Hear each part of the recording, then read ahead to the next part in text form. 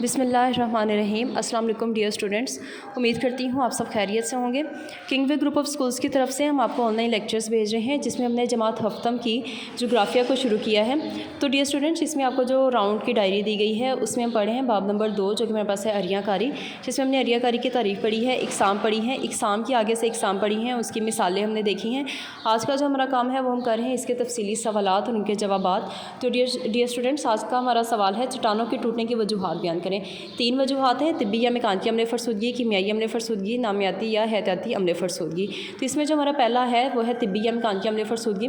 تو یہ عملے فرسودگی زیادہ تر خشک اور سرد خطوں میں ہوتی ہے، جیسے دن اور رات میں جب درجہ حرارت جو ہے اس میں نمایاں تبدیلی ہوتی ہے تو چٹانیں جو ہے وہ پھیلتی اور سکڑتی ہیں، جس سے وہ کمزور ہو جاتی ہیں اور ان میں یہ عمل رونما ہوتے ہیں، جیسے ابھی آپ تصویر میں دیکھ سکتے ہیں۔ اس کے بعد ہمارے پاس ہے کیمیائی عملے فرسودگی۔